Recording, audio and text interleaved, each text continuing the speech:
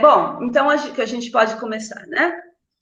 Sim. Então, bom dia a todos, né? Hoje é um dia de defesa do TCC, né? Finalmente, do aluno Marcos Antônio Coelho da Silva.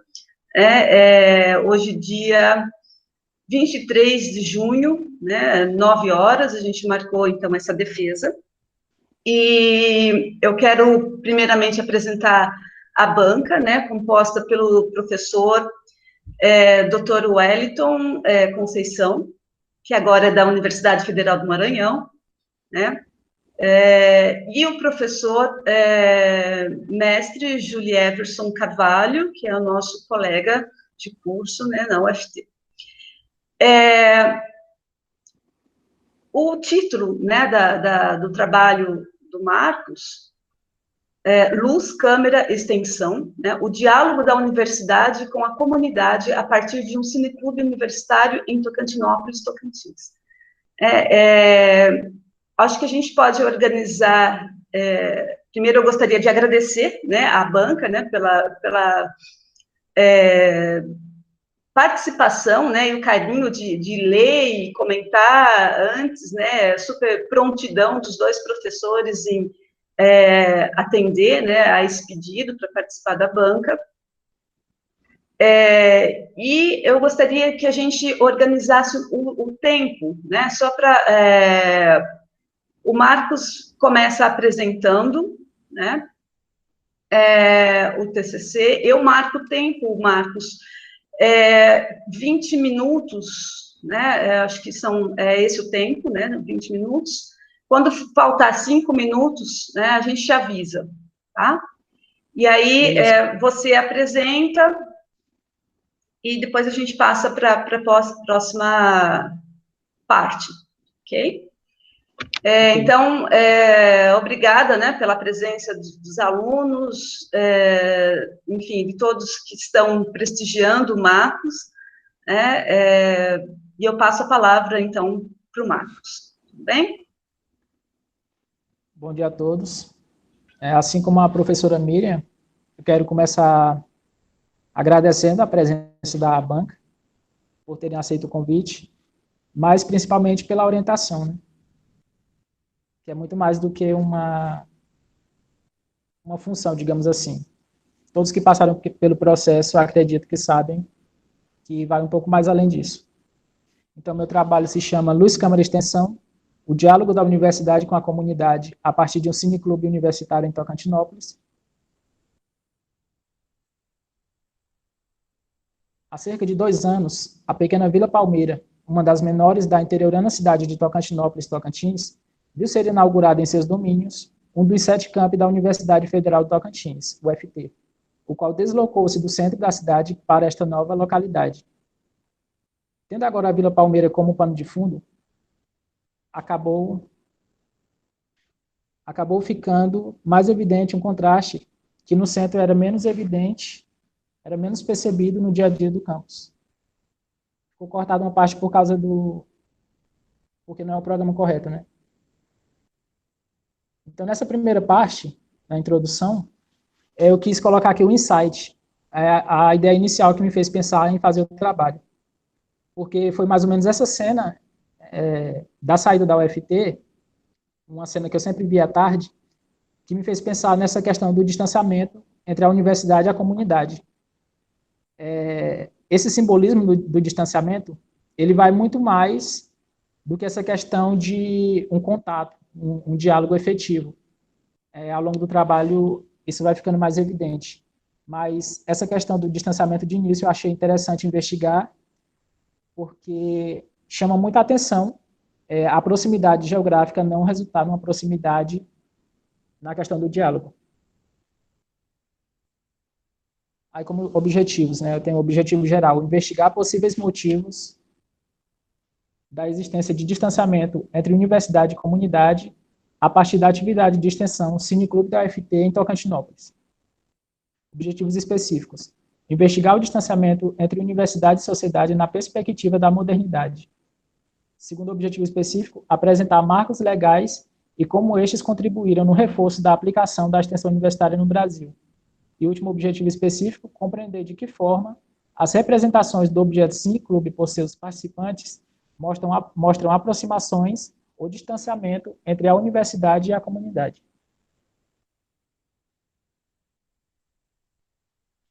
Problema de pesquisa. De que forma um mapeamento da representação de participantes da atividade de extensão Cineclube da UFT em Tocantinópolis, acerca da mesma, pode contribuir no entendimento da relação da UFT, UFNT, com a comunidade tocantinopolina.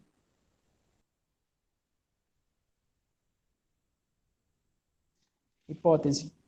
A universidade, o que inclui as modalidades de extensão que nela ocorrem, não tem bom diálogo com a comunidade externa, o que pode ocorrer porque essa relação está assentada no jogo de poder, onde a universidade está socialmente posicionada como por meio de mecanismos sofisticados como superior. Aqui eu estou só lendo rapidamente, porque à frente eu consigo retomar cada uma, né, porque eu preparei uns slides mais à frente que aprofundam em cada um. Mas, a princípio, essa questão da questão do diálogo com a comunidade, eu foco muito mais na comunidade externa, mas como a extensão universitária ela é para todos, eu guardo algumas ideias sobre a comunidade interna também, porque, afinal de contas, a extensão universitária também é para eles, né? Para quem é de dentro da universidade. Tanto que essa é também a motivação da questão da curricularização, que também é um tema que eu trato no trabalho. Aí na estrutura, capítulo 1. O capítulo 1 é de caráter metodológico, apresentando a caracterização da pesquisa, local, participantes e procedimentos metodológicos adotados. No capítulo 2, né, ele é um capítulo dedicado aos 2 primeiros objetivos específicos, e terá foco na dificuldade de diálogo efetivo entre a universidade e a sociedade, recorrendo para isto ao momento em que surgiu a universidade em formato próximo ao que se tem hoje. E o capítulo 3, dedicado ao terceiro objetivo específico, aborda a forma pela qual os participantes residentes no município de Tocantinópolis veem o Cineclube. Aqui nos capítulos 2 e 3, só uma pequena ressalva, eu já indico os objetivos a que eles correspondem, porque normalmente os objetivos são todos tratados no capítulo de resultados. Mas como também houve a pesquisa bibliográfica, eu achei mais prudente, né, devido à problemática, né, que é ampla, eu resolvi buscar 2 objetivos com a pesquisa bibliográfica, né? O primeiro objetivo, simplesmente com a pesquisa bibliográfica, o segundo, cruzando a pesquisa bibliográfica com a pesquisa documental, e no capítulo 3 e no terceiro objetivo específico, eu uso os dados que eu obtive com os questionários, né? Os dados que eu gerei com os questionários, eu utilizo para fazer esse capítulo 3. Só essa ressalva. Como metodologia, né? Eu vou utilizar o método hipotético dedutivo, na questão da caracterização da pesquisa. A pesquisa aplicada, abordagem qualitativa, né, já é de praxe no nosso curso, e também uma pesquisa de caráter explicativo, né, onde aí eu busco as causas do fenômeno, né, vou buscar explicar o porquê das coisas. Em procedimentos metodológicos, eu fazer uso do estudo de caso, porque o estudo de caso ele é interessante para estar pegando pontos específicos dentro de uma problemática, e a partir desse ponto eu posso estar fazendo uma ligação, né, entre essa localidade e a problemática e acabar até discutindo a questão no aspecto geral e não só local. Eu pretendi fazer as duas coisas, então o estudo de caso caiu bem. Pesquisa bibliográfica, né, no levantamento aí de textos, artigos, teses, monografia, enfim, todo aquele levantamento que a gente já está acostumado. Pesquisa documental, que eu achei interessante puxar documentos educacionais, porque à medida que esses documentos foram elaborados, eles acompanharam debates acerca da extensão, né? Esses documentos não são exclusivos da extensão universitária, mas como eles tratam de reformas, dentro dessa reforma sempre eles guardavam pequenas impressões em algumas linhas para a questão da extensão universitária. E por último, mas não menos importante, o questionário fechado, né? Coloquei um asterisco aí. O questionário dispõe de 9 questões e foi enviado por meio dos canais de comunicação WhatsApp, Facebook e e-mail. E as respostas foram coletadas de 16 de fevereiro a 1º de março de 2021.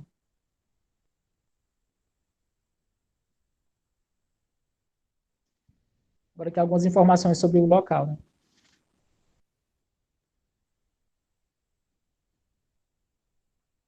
O Cineclube foi possibilitado a partir da portaria número 153, de 24 de outubro de 2006, onde, sob as atribuições legais do então reitor Allan Kardec Martins Barbeiro, criou o Cineclube da UFT. A partir daí, todos os campi da UFT estavam aptos a desenvolverem projetos de cineclube. Apenas no campus de Tocantinópolis, o cineclube é realizado de forma regular, semanalmente. Experiência rápida de 3 sessões em 2007. O trabalho é retomado a partir de agosto de 2008. Eu completei a leitura aqui porque o aplicativo não pega, né? Como já falei. Essa portaria é muito importante porque ela é que vai dar o aval, né, para a construção desses cineclubes no SETCamp. Como eu disse aí, apenas em Tocantinópolis ele é regular, ocorrendo aos sábados, e às vezes varia no dia quando tem algum imprevisto ou alguma semana atípica, né? Essa experiência rápida de 3 sessões, que é em 2007, ela é o cineclube num formato diferente do que se tem hoje. Hoje a gente tem o cineclube sendo realizado dessa forma, né, semanalmente, mas essa experiência em 2007 foi um cineclube no formato para sala de aula. Né? Então, se a gente pegar o cineclube a partir de 2008, a gente tem aí praticamente 12 anos, né, em agosto agora a gente vai completar 12 anos ou 13 anos, né? 13 anos de cineclube. Já é uma atividade aí com bastante bagagem. Sobre os participantes. Qualquer participante da atividade residente no município, o qual deveria ter assistido ao menos uma sessão do cineclube entre março de 2018 e março de 2020. Então, ter participado do cineclube é primordial para ter participado da pesquisa, né? Porque como eu quero analisar a relação com a comunidade, eu penso a comunidade interna e a comunidade externa. Então, tem que pertencer ou à comunidade interna ou à comunidade externa e, ao mesmo tempo, ter frequentado, ter participado de ao menos uma sessão dentro desse período, de 2 anos. Puderam participar também aqueles que hoje moram ou estão momentaneamente em outra localidade devido à adoção do ensino remoto na universidade em razão da crise sanitária. Aqui é importante destacar porque há pessoas que não moram aqui hoje, né, que estão fora, mas que dentro desse recorte temporal que eu peguei,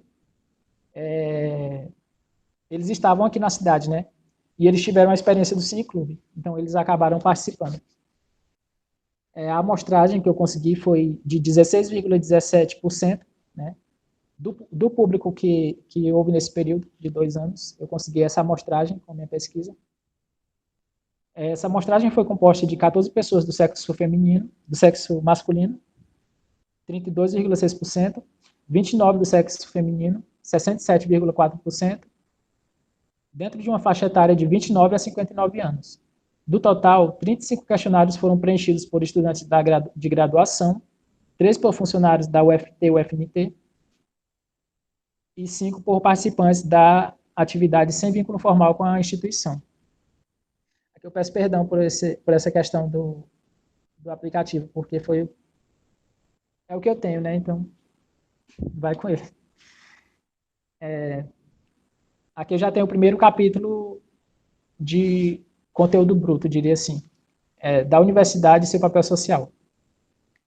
Foi à luz dos desdobramentos da modernidade que se produziu todo o cenário do qual emergiram os desafios contemporâneos da universidade, da comunidade e destas em conjunto.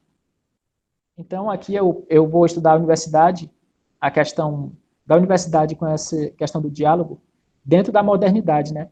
Porque é na modernidade que acontece mais forte essa ligação, essa questão da institucionalização e também a questão da ligação com o mercado, né? Que são elementos-chave aí dentro da minha análise.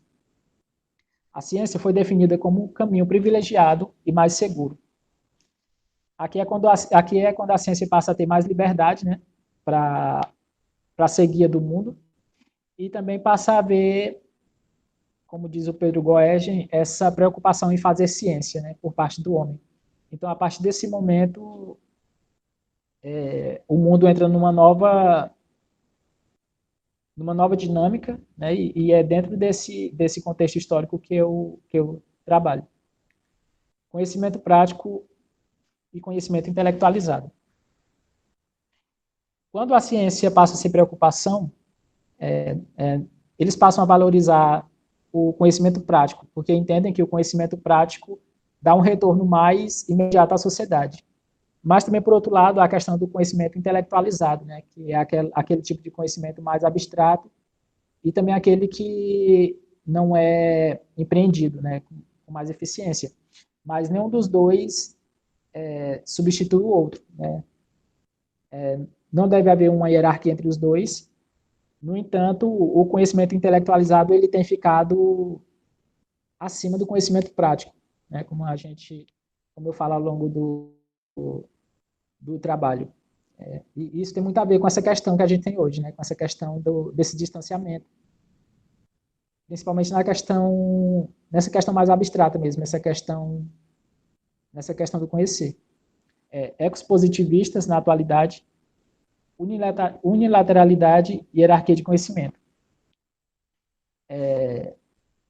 Antes de todo esse desdobrar na questão do conhecimento, eu achei prudente falar de épocas em que o positivismo era mais forte, né? o que também tem grande culpa nessa questão dessa unilateralidade, né? entre a universidade e a sociedade. E eu puxei essa questão porque, embora a ciência tenha mantido aspectos positivistas hoje em dia, como, por exemplo, a busca por leis que regem os fenômenos, a questão da valorização do fato, né, na elaboração dessas leis, a busca de objetividade, exclusão de explicações metafísicas, observação e experimento como instrumentos para alcançar o conhecimento e tal. São aspectos valorizados hoje em dia, né, que eram valorizados também quando o positivismo vigorava, só que o ecopositivista que eu me refiro é simplesmente essa herança na questão da unilateralidade, né, dessa hierarquia de conhecimento entre o conhecimento científico e o conhecimento popular, que ainda é muito forte hoje em dia, e eu defendo que essa hierarquia ultrapassa essas relações, né, entre sujeitos e principalmente entre instituições. E eu levo tudo isso em consideração. A lógica de mercado como medida também da universidade. Como eu já havia falado antes, a partir dessa institucionalização da universidade, a lógica do mercado acaba por prevalecer. A universidade no regime de verdade, o poder em Michel Foucault. Talvez esse seja o ponto de maior... onde talvez eu deixe mais claro, né, essa questão dessa hierarquia. Porque para o Michel Foucault, todos os regimes, né, em todas as épocas, em todos eles vigora um regime de verdade. Ou seja, cada um desses países, né, eu vou colocar assim, nessa comparação entre nações, cada um deles tem seu regime de verdade. E para fazer prevalecer esse regime de verdade, ele vai distribuir essa questão desses discursos que o mantém entre suas instituições. E a universidade, como bem defende o próprio Michel Foucault, ela é uma das instituições que são mais efetivas nessa questão de reproduzir esses discursos. O termo extensão, com esse sentido, surge na Inglaterra no século XIX. Aqui são só etapas do capítulo que eu quis simplificar. Aqui é a questão da origem do termo, né? A extensão como a gente conhece hoje, né? porque a palavra já existia, mas com essa significação que a gente está empregando aqui no trabalho, ela surge na Inglaterra do século XIX. Logo à frente fala de influências na formulação da extensão universitária brasileira, que eu citei ali Europa, Estados Unidos e Argentina. Quando eu cito a Inglaterra, eu estou me referindo a um fato que ocorreu com a questão da Revolução Industrial, né, um reflexo, onde a universidade passou a querer atender essa demanda, né, de trabalhadores, né, de pessoas que não tinham acesso à universidade e provavelmente nunca teriam naquela época. Então, passa a haver essa ideia de levar ensinamentos da universidade para fora. Só que o curioso é que os professores é quem pensavam os temas, né, para essas aulas. Então, a questão da unilateralidade já é expressa aí. Uma das influências que eu cito é a Europa. Essa influência por toda a Europa, ela vem justamente da Inglaterra, onde o modelo de extensão universitária inglês passa a ser copiado por toda a Europa. Os Estados Unidos vai chegar a copiar esse modelo, né, questão das universidades populares europeias, só que os Estados Unidos vai dar uma nova roupagem, né? Ele vai colocar essa questão da extensão, mas numa parceria, né, com governos e empresas, para daí estar realizando esse trabalho, mas com essa nova roupagem. Já a influência argentina, né, que é a terceira influência que forma a extensão universitária brasileira, essa influência remete mais a um acontecimento que foi em 1918, que foi a reforma de Córdoba, né, movimento de Córdoba, onde um grupo de alunos da Universidade de Córdoba passou a reclamar, né, do sistema de cátedras, né, eles entendiam que havia uma hierarquia ali, e eles defendiam uma reforma do sistema universitário argentino, né. E dentro dessa reforma passava a questão da extensão também, que era onde se expressava, segundo eles, essa questão da hierarquia, dessa hierarquia. Então, são esses aí as três influências que formam a extensão universitária brasileira. A primeira universidade brasileira que vai oferecer extensão universitária é a Universidade Livre de São Paulo, em 1912. Só para ficar um lembrete, né? Com a questão da influência dos Estados Unidos, o Brasil ele tinha programas de veterinária, né? E alguns outros tipos de programa onde eles auxiliavam o homem do campo, né? Mas aí eles tinham um retorno financeiro também. E nessa questão da roupagem argentina, dessa influência argentina, eles pegam a questão da dimensão humana, né? Tanto é que logo à frente a gente vai ver algumas passagens disso com o Paulo Freire e o Tiolan. E aqui alguns documentos importantes. Declaração da Bahia. Foi o primeiro documento, não o primeiro, né, mas foi o primeiro a defender em nível nacional. É o decreto número 19.851, de 11 de abril de 1931, que apresentou a organização técnica e administrativa das instituições de ensino superior. A lei número 5.540, de 28 de novembro de 1968, que reformou o funcionamento do ensino superior. As críticas de Paulo Freire e Michel Tiolan, democratização da produção de conhecimento, onde o Paulo Freire vai criticar essa questão da extensão universitária, né? Quando ele vai dizer que o próprio termo extensão ele já é errôneo, porque parte da ideia de alguém oferecendo algo a outro, sem nessa relação o outro participar do produto da relação. Então ele chama de invasão cultural essa questão. E o Michel Tiolan ele critica essa questão da receptividade, né? Porque nessa questão da receptividade ele passa pela mesma crítica do Paulo Freire, né? Falando do receptor, né? Que ele simplesmente recebe, mas não participa do produto da relação. Que aí eles vão enfatizar a questão da democratização da produção de conhecimento. Realinhamento entre a universidade e o mundo.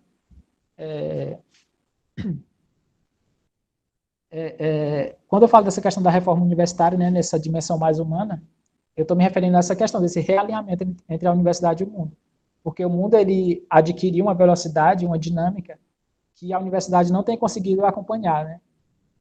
E valorizando essa dimensão humana, dimensão social, sem olhar simplesmente para o mercado, está se realinhando essas partes e acredito que eu defendo, né, que é por aí o caminho para amenizar essa questão desse distanciamento. A Lei 9.394, de 20 de novembro de 1996, que reformou o ensino brasileiro em todos os níveis e modalidades, e aí passa pela extensão, né, mais um ponto. Plano Nacional de Educação 2001 a 2010, que ele é o primeiro que vai sugerir a curricularização da extensão universitária. A PNE 2014-2024.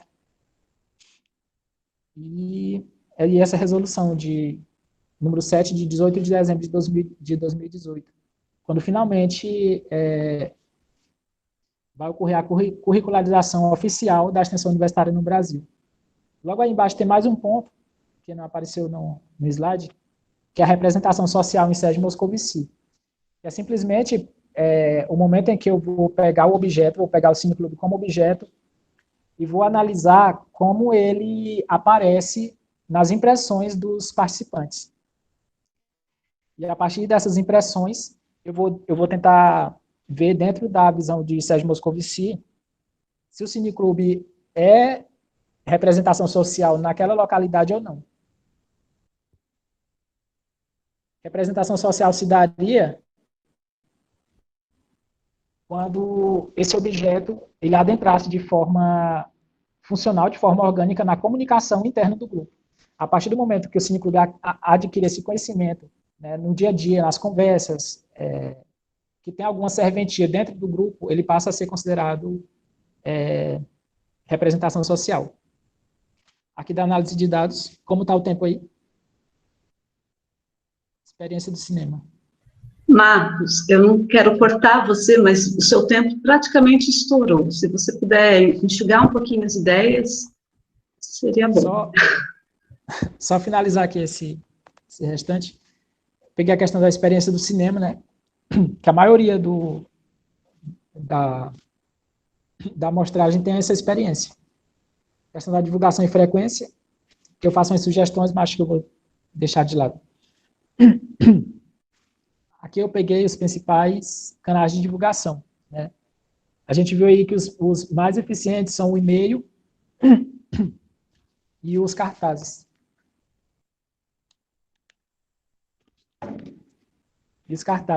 Essa questão do e-mail, ela tem muita ligação com a cultura que o cineclube adquiriu. Desde 2009, os alunos simplesmente colocam os e-mails, né, ao assistir uma sessão, e os convites ficam circulando dentro daquela lista, né, que é representada pelos e-mails. Aqui é a frequência de filmes, 2 a 3 filmes por mês.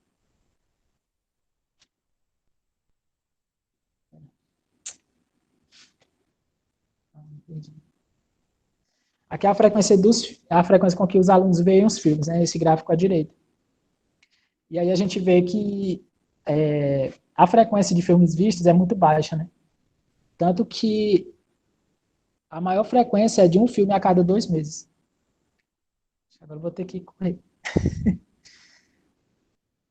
A questão do aprendizado, né, que não é quantificável, como eu bem falo. Por isso eu opto por falar de uma curva de evolução, né, e os próprios depoimentos, as próprias respostas dos participantes me dão essa questão da curva, né? E os próprios exemplos, principalmente os exemplos que eu peguei dos textos do professor João Batista. Potenciais em pesquisa, ensino e extensão. Só enxugar aqui. Na questão da pesquisa, o cineclube está muito aquém, porque em praticamente 13 anos de existência, quase toda a produção científica dele, né, questão de pesquisa, é do próprio coordenador. Na questão do ensino, ele é bem efetivo, porque o ensino está subentendido em sempre que há um interesse em passar uma mensagem, então o filme faz bem isso.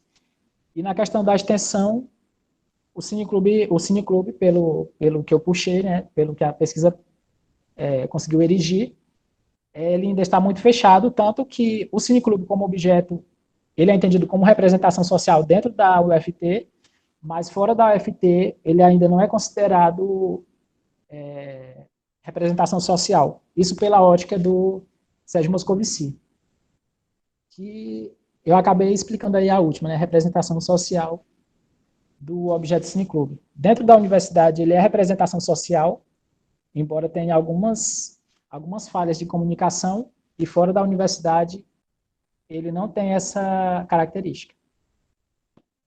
E as principais referências, né, os 2 textos do professor João Batista, Michel Foucault, Microfísica do Poder, né, para entender essas relações face a face. O texto da Laís Silveira Fraga, que me deu essa questão das influências, né, da Instituição Universitária Brasileira, da Extensão Universitária Brasileira. O texto do Pedro Goergen, que me deu uma noção melhor dessa posição da universidade dentro da modernidade, dentro desse contexto. O TCC do Clisma, que é o único TCC sobre Cineclube da história da Universidade Federal do Tocantins, de Tocantinópolis. O texto História do Cinema, o livro, né, do Fernando Mascaredio, que me deu umas ideias bacanas sobre cinema. Representações Sociais, Investigação em Psicologia Social, de Sérgio Moscovici, e o texto, o artigo Epistemologia Positiva, qual a influência hoje, de Alexandre Magno Silvino. Muito obrigado.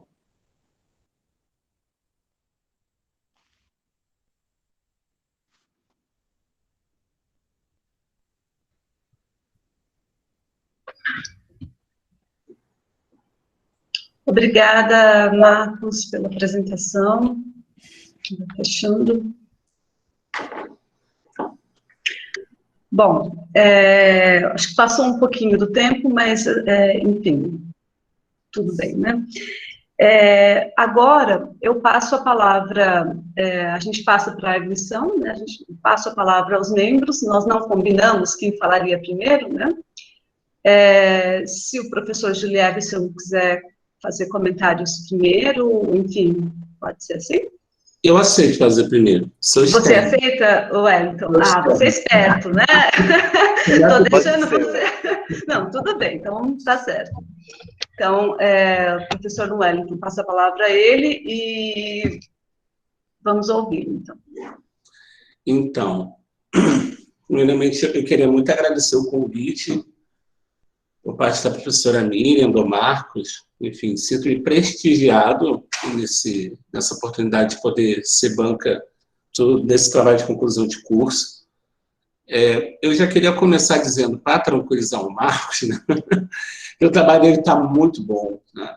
Não está bom, está muito bom. Né? Então, bom em vários sentidos, né? Na questão teórica, no trato com os dados, na qualidade do texto, né? E eu acredito que a Miriam tem uma influência muito grande nisso, porque, enfim, é uma das habilidades da Miriam também é trabalhar com a produção de texto, então acredito que ela tenha te ajudado bastante nesse sentido. Então, a gente tem um texto que é claro, bem escrito, bem fundamentado. Então, assim, eu vou, em alguns momentos, dialogar, conversar com você sobre o seu trabalho, apontar algumas pequenas fragilidades que eu encontrei, né? E, assim, que você pode até corrigir para entregar na versão final, se você, sua orientadora, achar por bem. Mas eu acho que tem sugestões aqui que eu acho que vocês podem pensar para trabalhos futuros. Por exemplo, produções de artigo, né? E se você quiser fazer uma especialização, mestrado, nesse ou em outro tema, talvez seja até interessante, porque o teu texto, para mim, mostra que você tem potencial de ir além, né? E a gente tem aqui na sala hoje, por exemplo, o Ailson, né? O Ailson foi me orientando na graduação, hoje é doutorando em Sociologia pela Federal de Pelotas, né? E foi uma pessoa também que no TCC recebeu, na defesa do TCC, recebeu todo esse incentivo. Olha, seu trabalho é bom, continua na pós-graduação e está aí até hoje nessa luta, certo? Então, vamos lá. A primeira coisa que eu queria ressaltar é que eu aprendi muito com o seu trabalho, porque, assim, eu não sou um professor extensionista, nunca... Aliás, isso é muito interessante, porque a gente não chama o professor que trabalha com pesquisa diretamente de pesquisador, né? Mas o professor que trabalha com a extensão ganha um extensionista, o nome de extensionista, porque isso se torna até mais raro, digamos, né? Dentro do sistema. Eu aprendi em Tocantinópolis um termo chamado, que é a extensão primo pobre da universidade. Então, você tem a pesquisa extensão, e aí você tem o primo pobre, que é... Aliás, deixa eu fazer um desabafo aqui, contar uma coisa. Desabafo não, né? Vou fazer um comentário. Eu fui descobrir que a universidade pública tinha que fazer extensão em Tocantinópolis. Eu fiz mestrado e doutorado em universidade pública e eu nunca tinha ouvido falar da extensão como uma obrigatoriedade, né? Como uma função da universidade pública. Depois eu reconheci o trabalho de extensão, mas eu fui entender o que era fazer extensão e qual a função da universidade nisso quando eu tomei posse como professor de universidade pública.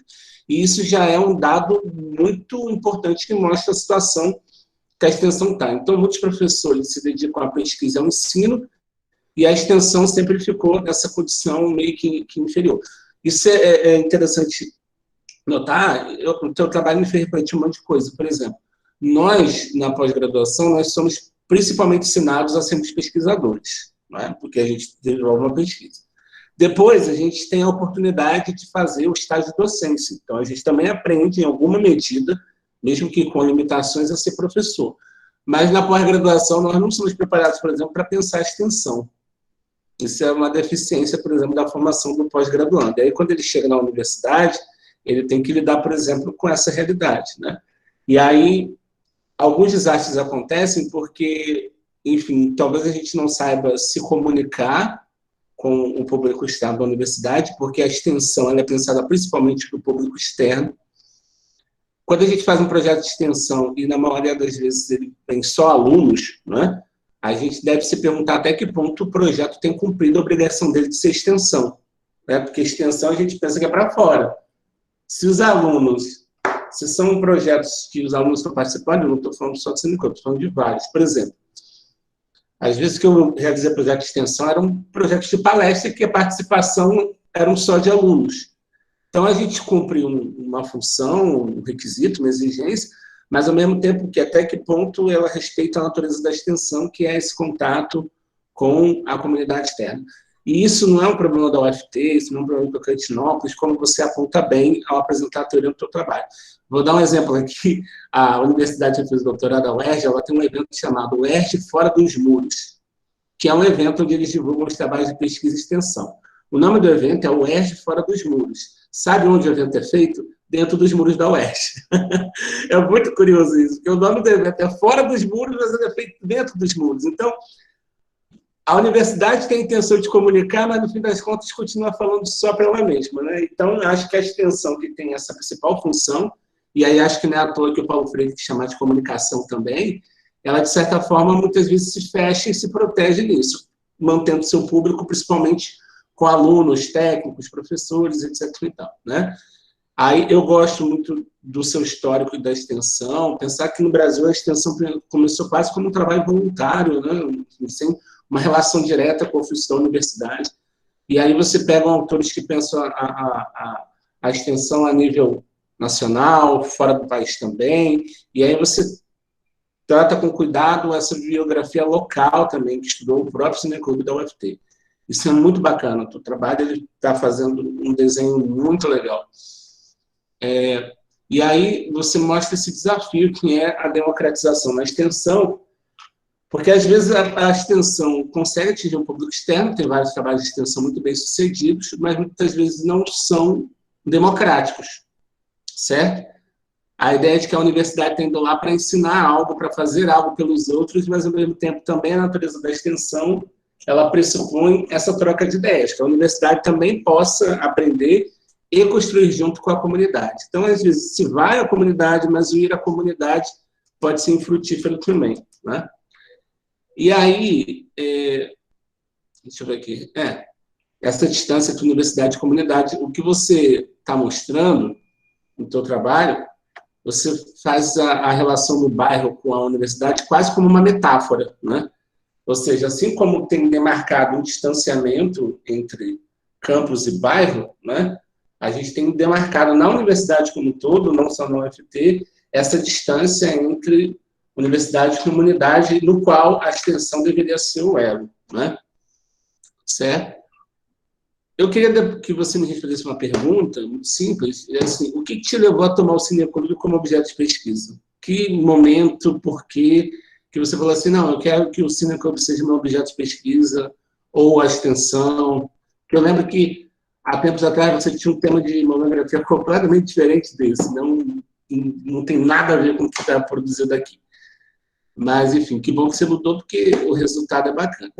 Então, eu acho que a primeira coisa que você poderia fazer, que eu acho que melhoraria o seu trabalho, é trazer um histórico, um pequeno histórico e apresentação da cidade. Não estou falando para você escrever páginas, mas, por exemplo, você está falando de um cineclube numa determinada cidade e acho que você está presumindo que o teu leitor sabe muito bem que é Tocantinópolis. E assim, com o repositório, como a gente estava falando antes, qualquer pessoa do Brasil que, por exemplo, quiser estudar cineclube, pode ter acesso ao seu trabalho. E aí, o que é Tocantinópolis? Acho que é interessante você apresentar no sentido de que seja útil para a produção do seu trabalho, né? Também acho que poderia entrar aqui uma discussão sobre a formação do campus, né? Entendeu? Há quanto tempo o campus existe na cidade, né? Enfim, para entender o que você está falando da universidade da cidade, mas aí meio que você passa batido com essas informações. Então, acho importante. Do Cineclube também você fala do histórico, mas se você colocar essa informação em algum lugar e eu pulei, você, por favor, me avisa, né? Mas acho que quem, por exemplo, coordenou aqueles 3 primeiros cineclubes, eu sempre ouvi falar aí que foi uma professora do nosso curso também, do curso de vocês agora, né? Que foi a professora Janaína. Então, eu não sei se esse dado corresponde, eu não vi esse dado aí, mas pode ser que tenha sido uma nota de rodapé que eu passei batido, e eu sei que você tem sido cuidadoso com os dados, então, de repente, você colocou. Acho que uma coisa que ficaria legal num trabalho futuro, né, um artigo, etc., é você trazer, por exemplo, um cruzamento de dados.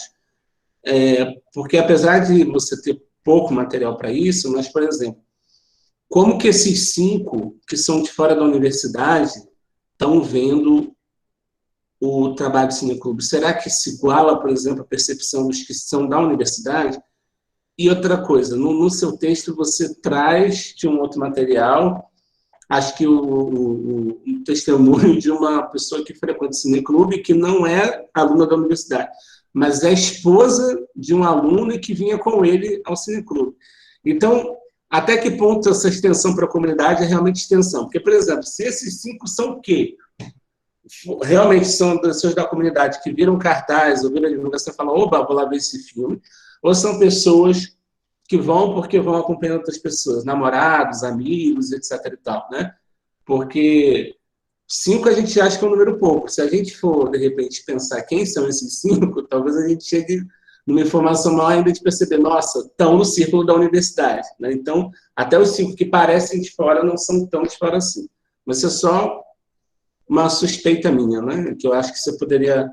No caso que você pode trabalhar hoje é um cruzamento de dados, por exemplo. Aquelas opiniões sobre o cineclube, elas mudariam quando você reporta para esse público. Eu acho isso uma informação interessante. Mesmo que sejam só 5 casos, né? Porque, assim, só um detalhe metodológico, acho que o Juliano não sabe isso mais do que eu. Quando a gente, para você fazer um trabalho válido estatisticamente, para 1.000 pessoas, que é o público que você colocou, 43 questionários não dão conta. Então, é só um apoio de pesquisa, é um ensaio, né? Entendeu? Os seus dados não são dados absolutos. Então, assim, se você tem 5 opiniões, elas te ajudam a entender o contexto, porque não são dados com valor estatístico fechados, porque teria que ter toda uma contabilidade, um número, fazer, como é que chama? Eu esqueci o nome.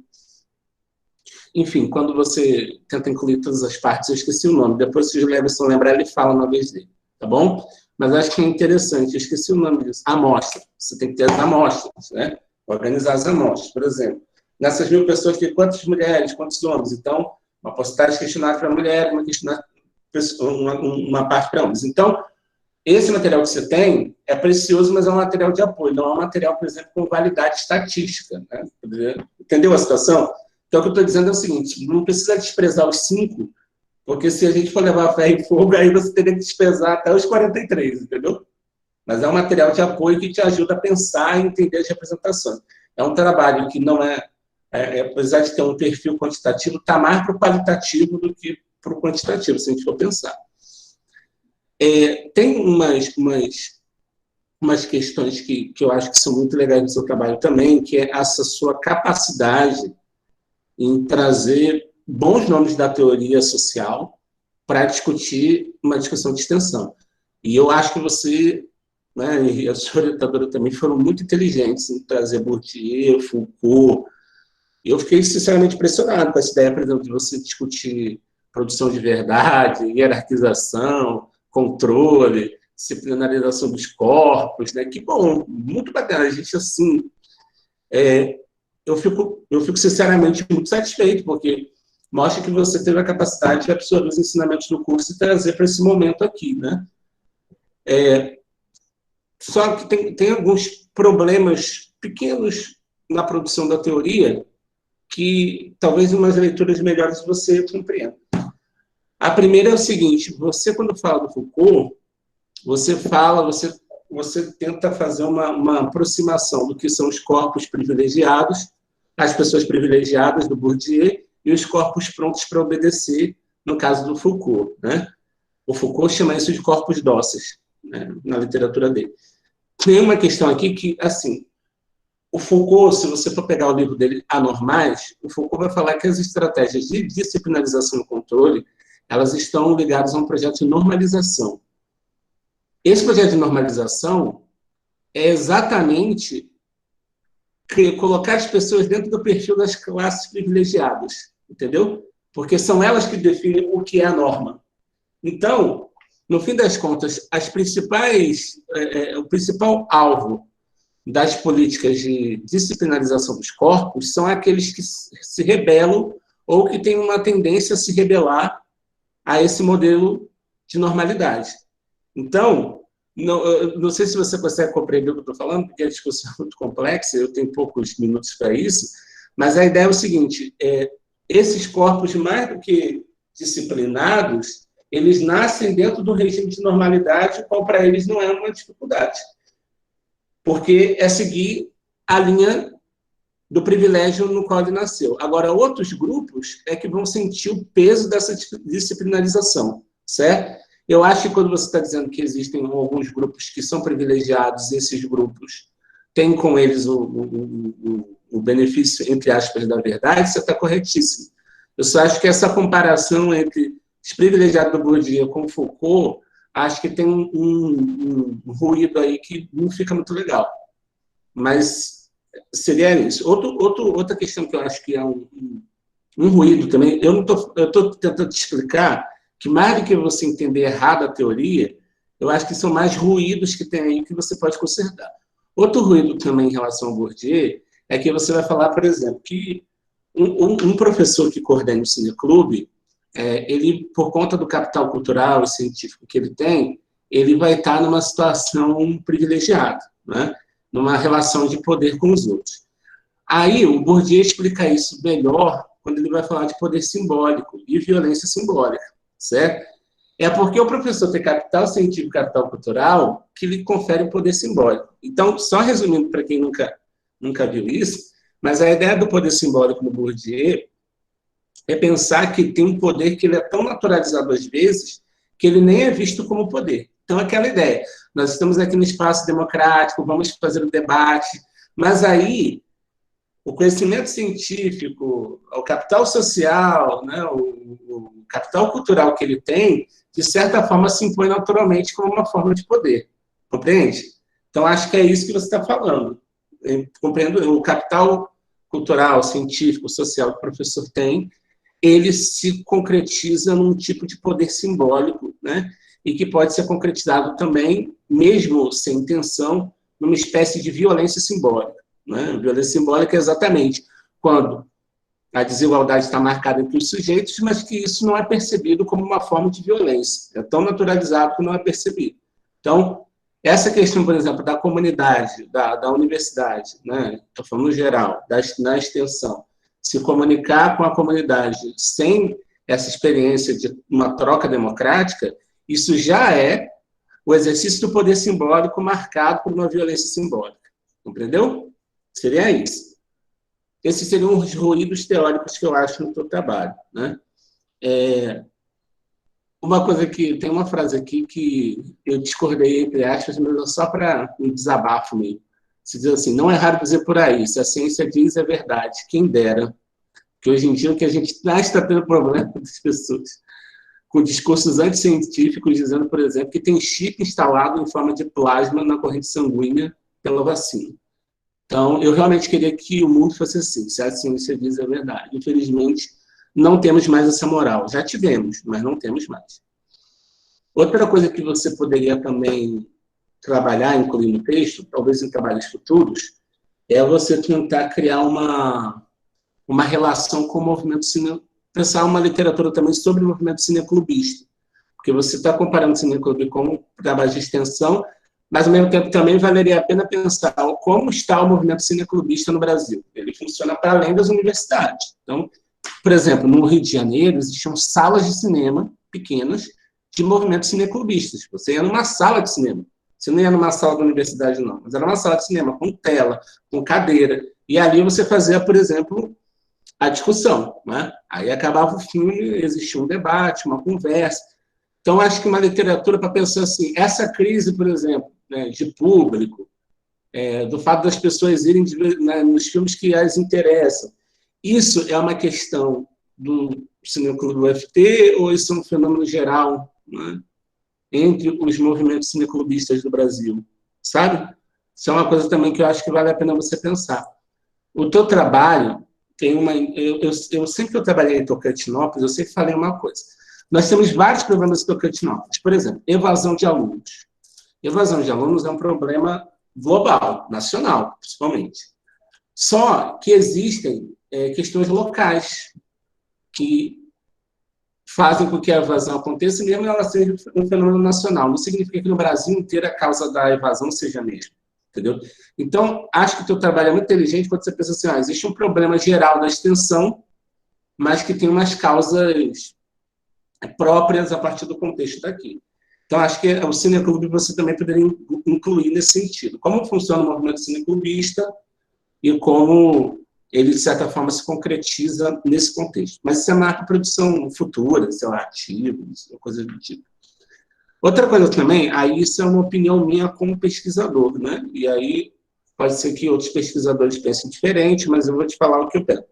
Acho que no teu trabalho não cabe essa coisa de dar sugestões, entendeu? Porque, primeiramente, que talvez assim, quem está lá na prática, a partir do material que você produziu, possa pensar melhor essas estratégias, né? Porque você é um pesquisador do assunto e não um agente que faz o processo. E, assim, o trabalho científico com esse tipo de trabalho, o trabalho científico, a princípio, o Peter Berger, ele fala uma coisa muito interessante lá, quando ele fala na introdução à sociologia, dizer assim, olha, o trabalho sociológico, antropológico, ele apresenta dados. Se o cara vai pegar um trabalho sociológico para fazer o bem ou fazer o mal, é outra história. Mas a nossa obrigação, e é só essa a nossa obrigação, é apresentar dados. E eu acho que, assim, os dados que se apresenta, eles podem ser aproveitados pelo movimento, pelo projeto, se quiserem, né? E dali eles já conseguem tirar algumas conclusões. Inclusive, acho que você deu, né, sugestões. Mas eu acho que isso não é necessário no trabalho, né? E mostra talvez até a adoção de um tipo de estratégia que não é muito o perfil nosso nas ciências sociais, né? Mas não que as sugestões sejam ruins, elas não são ruins, mas eu acho que assim, o aplicar não é você que vai pensar. Você está trazendo o dado falando, a realidade é essa, né? Estou apontando que é isso, e isso você faz muito bem. Agora, eu, por exemplo, tiraria essas sugestões do trabalho, né? Deixa sem elas, porque não são a sua função e talvez também não sejam necessárias. Fora essas coisas que eu apontei, eu ressalto que o trabalho é muito bom, né? Eu acho que, por exemplo, se você e a Miriam quiserem depois explorar esse material, fazer uma formação sobre extensão universitária, porque eu acho que o que você tem não é nenhum material só para pensar o cineclube, mas é para pensar a extensão universitária como um todo, né? Você pode... Eu, por exemplo, me senti uma oportunidade tão grande de aprender com o teu trabalho, porque eu praticamente não sabia nada de extensão, e acabei de descobrir isso, que eu não sei nada de extensão, né? Como o histórico que você traz, né, enfim, o percurso da extensão na história foi importante para mim, e eu acho que pode ser importante também para a formação de outras pessoas. Então, isso pode desdobrar também no conjunto de palestra para alunos do curso, né, para professores interessados. Bom, enfim, é isso. Agradeço, parabéns mesmo pelo trabalho que vocês fizeram, né, você, professora Miriam. Miriam, eu acho que é a tua estreia, né, com orientação ou não? É seu primeiro aluno que defende, o Marcos? Aqui na UFT, né, sim. Sim, então, é uma ótima oportunidade de estreia, parabéns. Obrigada. Começar o trabalho, chave de ouro, iniciando com chave de ouro. Então, tá bom, gente, obrigado, é isso aí. Obrigada, professor Wellington. Eu acho que suas palavras ajudam muito, né, a compreender, e o Marcos, né, enfim, não cabe a mim ficar comentando muitas coisas agora, mas eu acho que cabe muitas coisas a ele pensar e justamente a gente refinar ideias e pensar num depois, né, as produções possíveis posteriormente. Enfim, eu vou passar a palavra para o Marcos, né, responder, enfim, os comentários do professor Wellington, certo, Marcos? Se você preferir para agilizar, eu não me importo ele responder tudo no final. O Jefferson fala, depois ele responde tudo. Você acha que você anotou, Marcos? Você consegue responder tudo no final? Ou a gente prefere uma fala e respostas? Como você se sente mais confortável? Acho que eu prefiro responder agora porque eu não tenho essa habilidade toda de guardar tanta informação assim. Tá bom. Tá certo. Então... Eu vou ver se eu lembro na... Ixi, tá falhando, Cássio. Tá falhando o áudio? Não, dá para ouvir você. Vou ver se eu pego aqui na sequência. É porque eu pensei no cineclube, né? Na verdade, tiveram uns desdobramentos aí no meio do caminho. Eu pensei esse tema numa disciplina de métodos da professora Mariane Pisani, né? E eu falaria da extensão na universidade como um todo. Eu pegaria todos os programas, né, projetos, qualquer modalidade, e colocaria num bojo ali, faria uma sopa e tiraria alguma coisa. Só que aí, com o passar do tempo, eu fechei em 3 projetos, que foi o Cineclube, aquele projeto com idosos da Fabiola, e tinha um projeto da professora Aline. Só que foi bem na época que encurtou o tempo, questão do calendário e tal. Ficou muito apertado. Aí eu fechei no Cineclube porque era, para mim, o que tinha a coordenação mais acessível, né? E também é uma atividade que eu sou frequentador, então já facilitava mais. Então teve esse afunilamento, né, no decorrer do processo. Mas foi simplesmente isso, não foi uma escolha tipo que eu cheguei e escolhi, já cheguei a escolher de cara. Se deu no processo, né? Você tinha falado a respeito do momento anterior à chegada do professor João Batista no Cineclube. A pessoa que estava à frente era uma professora chamada Janaína Capistrano. Só que, quando eu comecei a trabalhar com a professora Miriam, eu descobri a burocracia que é você usar o nome de alguém, né? E como eu não achei o nome dela citado em nenhum trabalho específico, para eu simplesmente citar, pelo menos não dentro do recorte que eu queria, né? Eu acabei entrando em contato com ela, mas não consegui retorno, né? Eu acho que pode ser que tenha mudado de e-mail, não sei o que aconteceu. Aí eu achei prudente não citar, né? Mas eu faço menção àquele período que ela teve à frente. Só que esse período ele é muito obscuro, né? Se perdeu muitos dados dele. Tanto é que nem as sessões que ela trabalhou, nem o Clisma não sabe, né? Quais foram os filmes que ela trabalhou naquela época. Foram apenas 3 filmes. Então, a única coisa que restou foi mais ou menos o ano, né? Foi 2007. E o número de sessões. Fora o próprio nome da coordenadora, que era a Janaína. Então, foi por essa questão burocrática mesmo que não foi mencionado. Um pouco de medo, né? Eu acabei... Deixa eu ver o que mais... A questão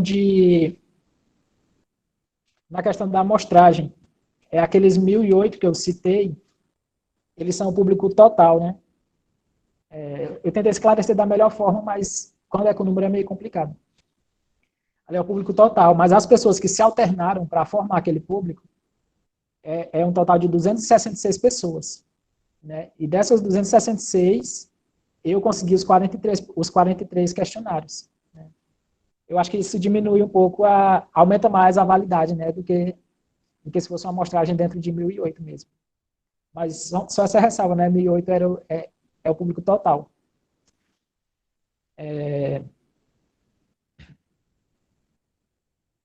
A questão do poder, né, nas relações que eu cito dentro do Cineclube, acaba se sobrando assim um pouco, fica um pouco na imagem do professor João Batista, mas eu penso mais na questão principalmente no momento de debate, né? Porque como não tem constâncias dentro do Cineclube, a gente sabe que tem aqueles pequenos grupos, né, que vão com mais frequência e tal, mas como os dados revelaram, a maior parte vê um filme a cada 2 meses. Então, ele não tem constância ali naquele espaço. Então, por isso, eu acabei defendendo que como não há essa constância, o aluno pode acabar não se sentindo à vontade dentro daquele espaço, né?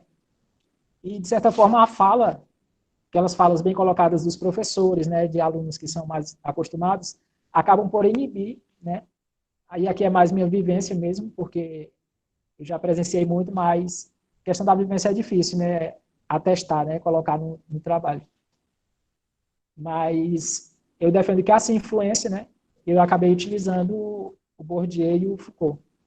O Bourdieu mais para fortalecer, né, a ideia, mas eu já anotei aqui as suas sugestões para lapidar melhor aquela parte. Eu acredito que o trabalho só tem a ganhar com isso. Então, eu estava falando, de certa forma, de todos os professores, né? Mas, como eu bem disse no trabalho, não é defendendo a ausência deles, é o efeito das presenças, né, e meio a essa não constância de frequência. Sim, eu entendi dessa parte do trabalho. Inclusive, eu falei de professores estarem à frente, né? Eu entendi. Quem tiver esse capital científico, cultural, entendeu? Vai ter esse poder simbólico, independente de quem seja. E aí, eu fiquei tempo na sala, né? Olha quanta gente veio te assistir, sendo avisado no último minuto, né? Acho legal porque o seu trabalho está bom e merecia realmente um público para prestigiá-lo. Agora, com relação a dedicar mais páginas, né, sobre cinema ao movimento cineclubista, eu estava pegando o cineclube na roupagem universitária, né? Ele é diferente. Ele tem umas reminiscências do cineclube clássico, mas ele tem uma nova roupagem, né? A começar pelo próprio público, que não é elitista, né, como o cineclube, como movimento internacional. A questão de não ter falado tanto é porque quando eu fui buscar os nomes de destaque, todas as áreas têm seus nomes e tal. O cinema acaba se convertendo numa área de conhecimento, né? E é muito amplo, né? E como eu não tinha leitura na questão do cinema em si, como conhecimento mesmo, eu achei o tempo de 4, 5 meses muito curto para me aventurar tanto, né? Tanto que eu só coloco algumas notas assim mais gerais, né? Que são conhecimentos mais gerais sobre o Cineclube, e tento já levar para a roupagem universitária, né? Que é o que ele traz de novo. Mas foi mais prudência, mas eu posso estar trabalhando um pouquinho melhor essa parte para quem quer conhecer, né? Porque o próprio trabalho, embora quando a gente lê o trabalho não pareça tanto como traz o título, né? Eu achei um título bem estilizado, né? Mas quando eu li o trabalho em si, quando a gente lê o trabalho em si, vê que não é tanto sobre cinema, né? Porque muitas vezes dá a impressão que vai falar de cinema do início ao fim. Tanto é que eu mudei o título, ele está com menos efeito do que tinha antes, né? Eu tirei um pouco para poder transparecer melhor o que eu ia escrever. Mas eu acho interessante falar um pouquinho mais de cineclube, né? Eu mesmo posso aprender um pouco mais com isso.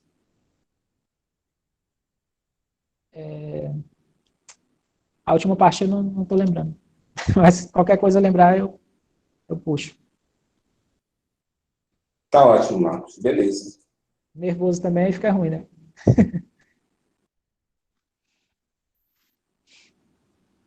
Ok, Marcos. Então, agora a gente passa a palavra para o professor Gui Everson, né, fazer a arguição.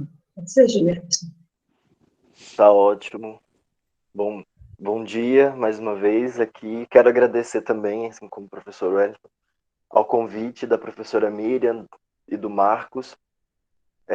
Saudar, né, o professor Wellington, apenas comentando que nesse mês de junho, exatamente 2 anos praticamente, eu estava conhecendo o professor Wellington no curso lá do campus, do novo campus de Tocantinópolis, lá na biblioteca da UFT, UFNT.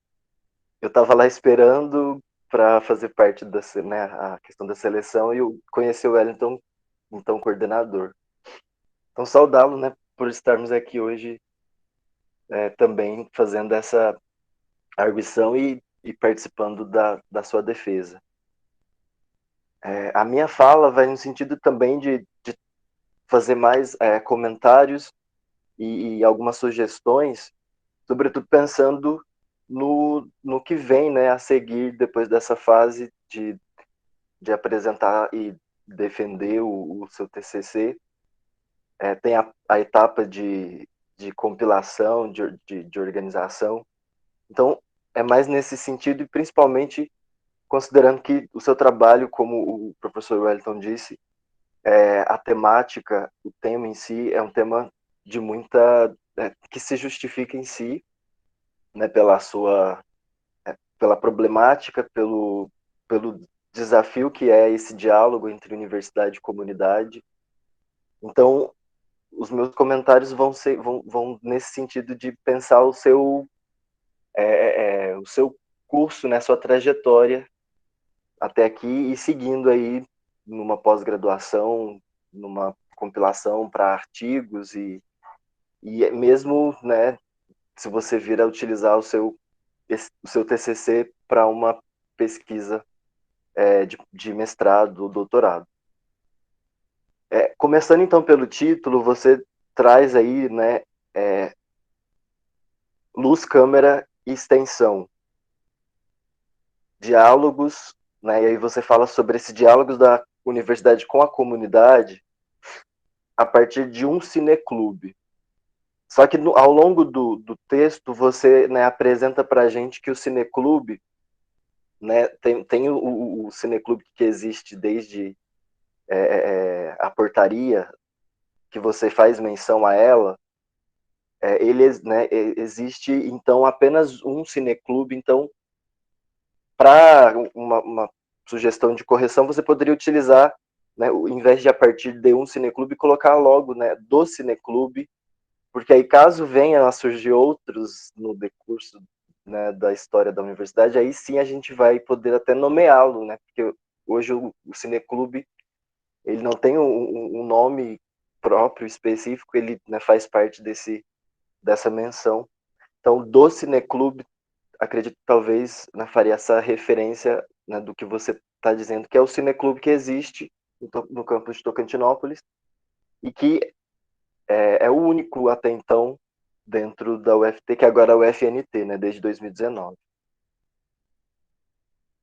Na fotografia 1 também teria uma outra sugestão, só que aí essa sugestão eu quero depois que você né, se possível, me responda, porque você coloca Vila Palmeira. Só que eu fiquei na dúvida, é Vila Palmeira ou Vila Santa Rita? Né? Então, e eu falo nesse sentido porque, né, nos documentos oficiais, quando a gente manda documentos para, né, para a universidade ou para convites, né, que são institucionais, a gente tem lá na parte superior das cartas convite o título, né, o nome, que é Vila Santa Rita. Então, é só uma dúvida que, se você tiver esse conhecimento, seria ótimo a gente, né, aprender. E aí, no caso, eu sugeriria a correção dessa fotografia 1 assim. Aí, no caso, Vila Santa Rita, em frente ao FNT, campus de Tocantinópolis, bloco da biblioteca, caso, né, ou então Vila Palmeira, né, se for Santa Rita ou Vila Palmeira, porque eu fiquei, né, com essa dúvida. E aí isso ajuda a gente, né, a situar também, já que é uma foto muito, muito bacana, e a menção, né, logo no início, a foto do campus, vista do lado, né, no caso, a comunidade vista a partir, né, de uma foto tirada em frente ao campus. Então é uma questão para a gente visualizar, e a fotografia ela auxilia muito nesse sentido. Você me apresenta muito bem dentro do seu trabalho o problema, como se dá o diálogo entre a universidade e comunidade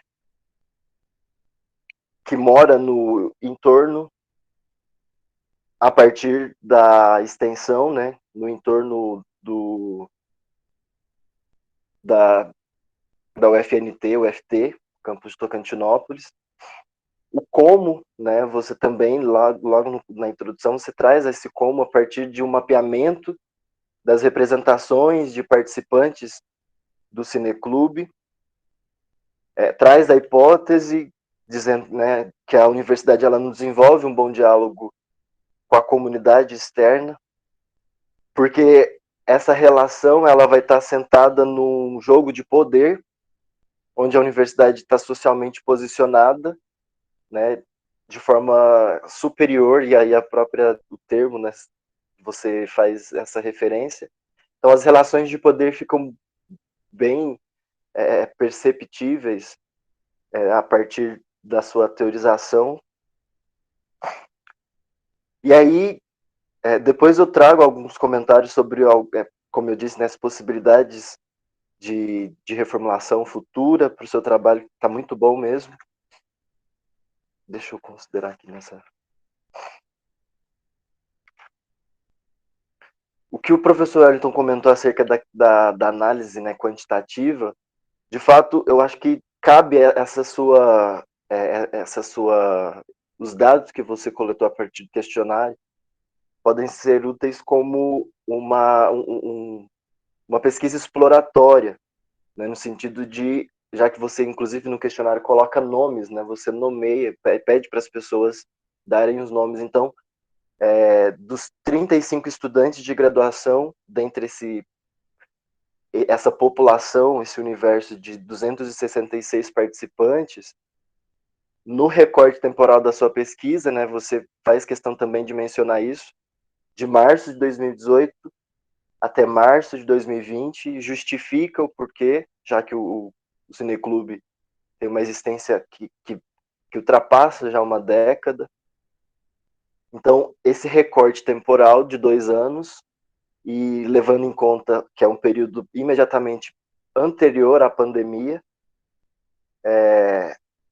esse público, então, ele poderia ser, né, esse recorte, essas 43, essa amostra de 43 participantes poderia ser né, utilizada como exploratório, até mesmo para futuramente você, quem sabe, e aí talvez isso é mais uma ideia para ti, você não precisa utilizar novamente, até porque os dados mudam com o tempo, né? Mas os 35 estudantes, os 3 técnicos em assuntos estudantis e 5 membros da comunidade externa, né, que você menciona como membros da comunidade externa à universidade, como uma possibilidade futura, de repente até de retornar essas pessoas que você, né, pediu para colocar o nome, e aí buscar fazer né, metodologicamente para trabalhar com ou trabalhar com essas pessoas ou com o novo público, mas com metodologias como metodologias que grupo focal, né? Eu já estava pensando aqui, mas a ideia de um grupo focal poderia ajudar a trabalhar esses públicos e conversar com esses públicos futuramente. Aí você utiliza o questionário, como a gente está, né, numa pandemia, A gente hoje em dia tem utilizado também, né, as entrevistas face a face, que seria aquelas entrevistas que a gente pega o WhatsApp e faz né, quando se né, faz esse questionário, pode ser feito também de forma virtual, online. Então são sugestões para são ideias para a continuidade, né, da sua pesquisa, trazendo então já o capítulo, essa parte inicial. Uma coisa que é interessante para mim, né, você faz muita menção a esse saber localizado, a contextualização do conhecimento ao falar sobre a universidade. Você traz a ideia de ausência de um elo sólido ou uma ligação sólida entre ciência, tecnologia e sociedade. E aí o ensino, extensão e pesquisa, né, esse tripé da universidade. Então, a contextualização do conhecimento para que não reproduza de forma passiva esse regime de verdade, parte desse saber localizado, e a extensão é um elo, né, dentro desse tripé da universidade, para localizar o saber. E aí, ao trazer esse estudo de caso, falando sobre o cineclube universitário do campus de Tocantinópolis, você busca contextualizar também, né? Então, essa contextualização, ela pode cada vez, né, aí eu fiquei pensando em várias questões ao trazer, né, quando você trazia nesse capítulo a respeito da universidade. E aí, para mim, o que fica importante é pensar a cidade de Tocantinópolis, né, ela tem 162 anos. Eu, parte da minha experiência, estudei em Foz do Iguaçu, que fica no sul do Brasil, é uma cidade de 107 anos. Foz do Iguaçu tem um cinema, tem um curso de cinema e audiovisual lá. Então, o Cineclube já começou a existir desde o princípio também, e assim como na UFT, no caso, a UFT Campus de Tocantinópolis. Então, daria para se pensar aí, a partir do seu trabalho, só colocar para não perder.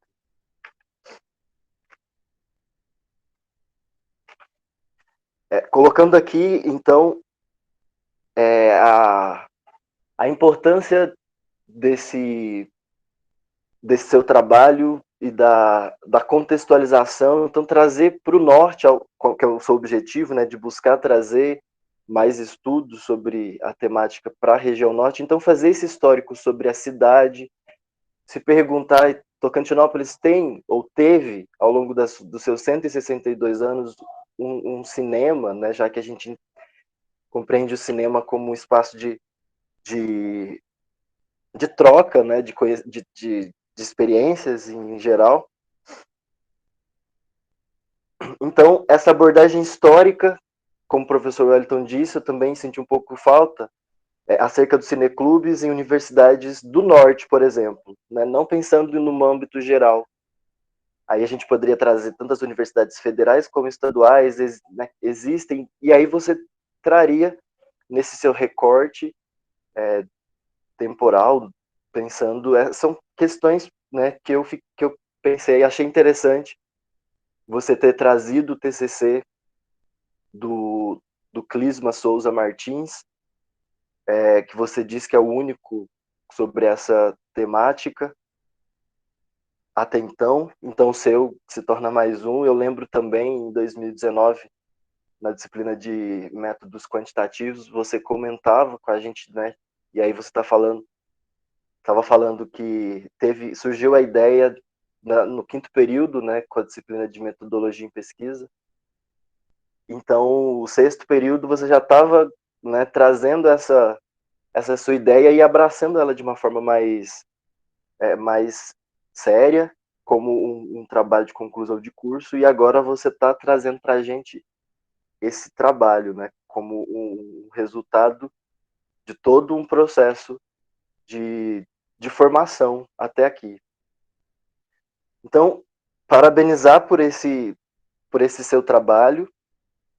E aí, um comentário aí, pensando em ideias futuras, caso você venha a trabalhar com esse tema, como você menciona a importância,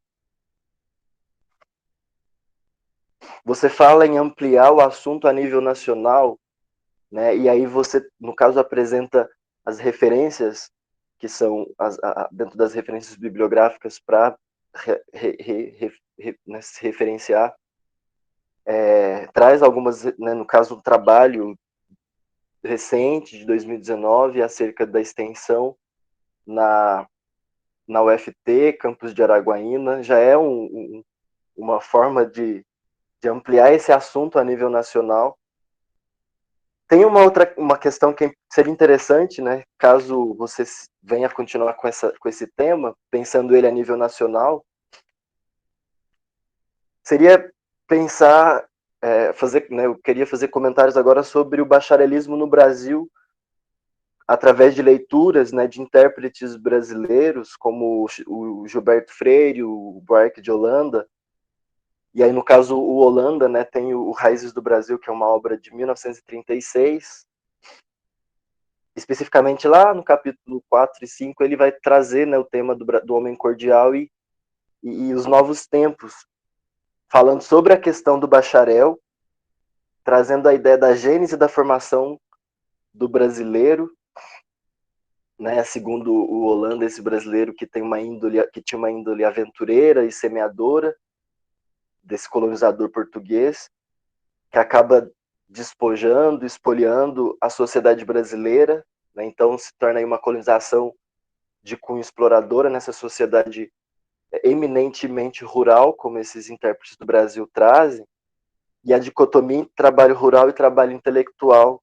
São questões para se pensar o Brasil e aí trazer o norte, acho que seriam, né, que são temas, né, de relevância. Você menciona acerca da extensão, traz dados sobre o movimento de Córdoba, da Universidade Nacional de Córdoba, de 1918.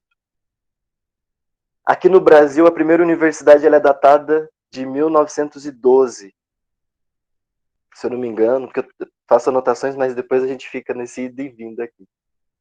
A UFPR em 1912, a Federal não, né? A Universidade do Rio de Janeiro em 1920, a USP em 33 e por aí vai, né? A Federal de Pernambuco em 46, a UFBA em 41. Então, no Brasil, o movimento em termos de universidade se dá sobretudo no século XX. Quando a gente olha para a América Latina, a gente vê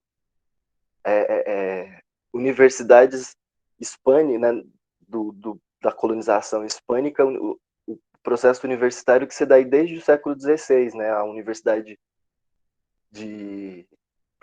do México, 1550. Então, para a gente ver que esses movimentos também cabem ótimas leituras, né, para se pensar o Brasil e essa ideia do bacharelismo, né, ou então a própria noção a visão daquilo que os autores chamam de aristocracia tupiniquim, e aí você menciona, traz a modernidade como um problema também. Logo, a gente, né, pensando nesse século XX, né, o movimento modernista de 22, ele né, um movimento eminentemente aristocrático. São questões para trazer esse debate para o Brasil, né, e nacionalizar essa questão junto com a ideia de ciência, tecnologia e sociedade, porque tudo está conformado, né? A ciência, a tecnologia, que é né, a técnica que é desenvolvida a partir da ciência, e a sociedade que usufrui de tudo isso. A extensão, que eu vejo como uma ação, né? Quando a gente fala de extensão, ação extensionista, eu evito até falar um pouco como atividade, prefiro falar como ação extensionista. seriam essas as considerações que eu queria trazer, e né, dessa falta que eu senti, dessa abordagem histórica acerca dos cineclubes e universidades do Norte, por exemplo. Aí uma questão quantitativa, né? Quantos cineclubes existem no Norte, por exemplo, na região Norte, em termos de universidades federais ou universidades federais e estaduais.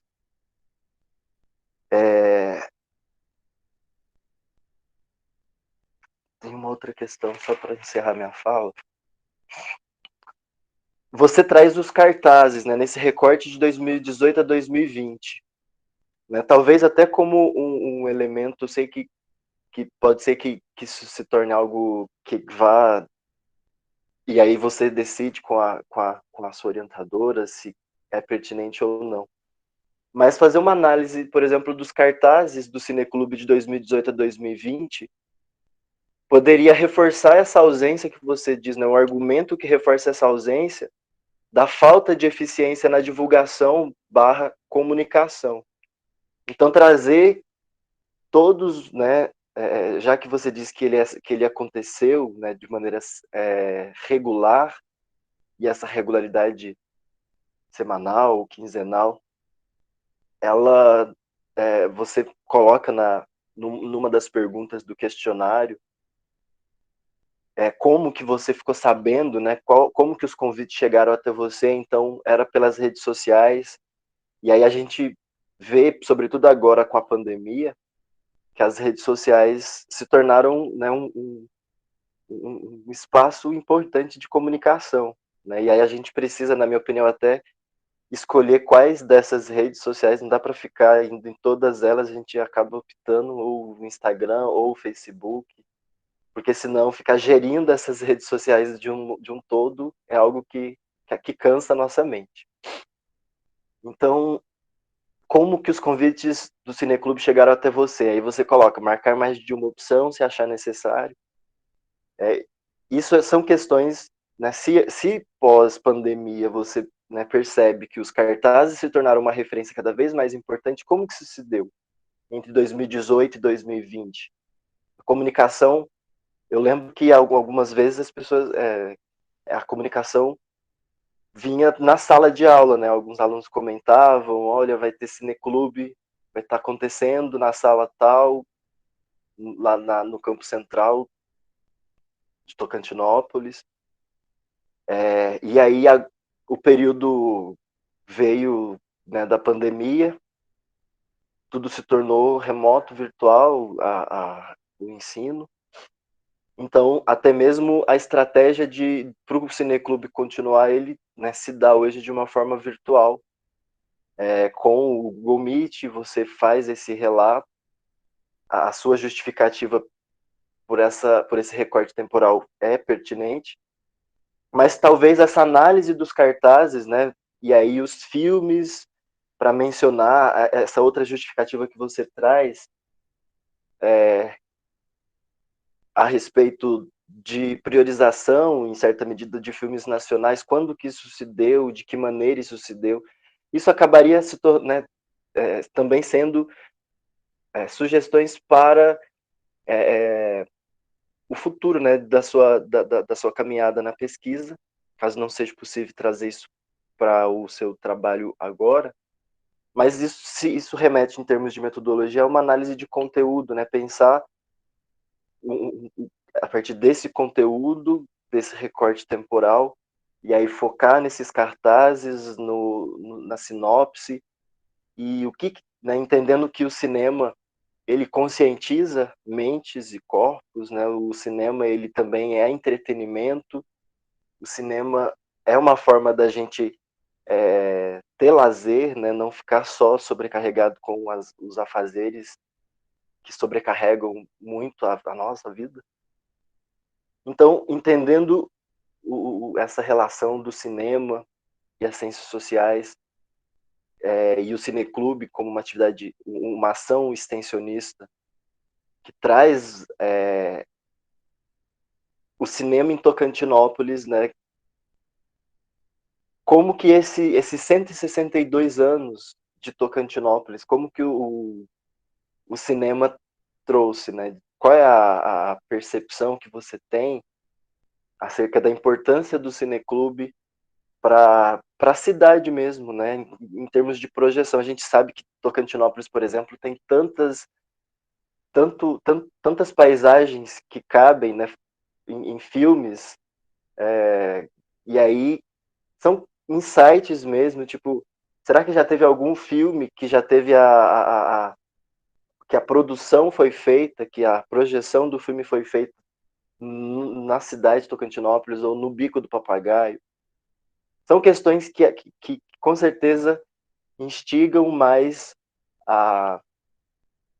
o interesse pelo tema, e eu acho que é isso, assim, essa cidade projetada, Tocantinópolis, como, né, são indagações, eu sei que isso são perguntas em aberto, obviamente, porque não estava dentro do seu escopo de análise, mas é algo que me veio, que surgiu a partir da leitura do seu trabalho, né, fazer uma consideração acerca da importância do cinema em Tocantinópolis, já que a gente sabe que o município de Tocantinópolis não tem um cinema. Se teve, eu não sei, eu não saberia informar, mas pensando em outras cidades com mais de 100 anos, onde eu já estive, e aí eu refiro a Foz do Iguaçu, tem um cinema que servia para né, para esse entretenimento, essa conscientização, enfim. Cachoeira, no Recôncavo Baiano, também tem um cinema, e curiosamente nessas duas cidades que tem cinema, que tem um prédio, né, de cinema local, também tem cursos de cinema. Então talvez isso é até uma questão para se pensar futuramente. A UFNT está aí em curso, então um curso de cinema, um curso de comunicação social, jornalismo, traria talvez mais essa ideia, né, ou essa revitalizaria mais essa importância do cinema na cidade como uma forma de trazer, de expandir a universidade, né, de estender a relação entre a universidade e a comunidade local. Seriam essas as considerações, não de perguntas, acho que são mesmo essa inicial a respeito da vila, se é Vila Santa Rita ou Vila Palmeira, e aí todas as demais questões fica para sua consideração e também para orientação, para a orientadora Miriam, né, entender pertinência de analisar os cartazes dentro desse período, ou então fazer uma seleção, né, não precisam ser todos, mas para entender melhor tanto esse argumento da falta de eficiência na divulgação que você menciona, e também no esforço de trazer filmes nacionais para também, né, fortalecer essa ideia de conscientização nacional. Bom, é isso. Professor Julia Everson, muito obrigada, a gente agradece as contribuições. Eu vou passar a palavra ao Marcos. Marcos.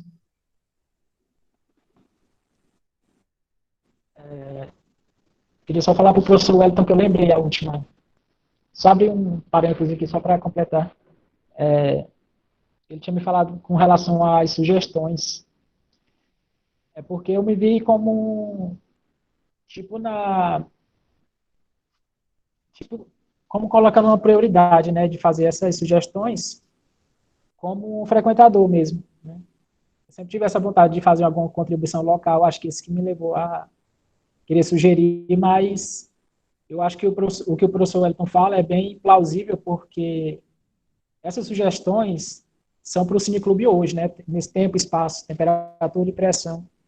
Eu não sei como ele vai estar daqui 5 anos, 10 anos, né? Eu não sei se alguém pega depois que o professor João sair.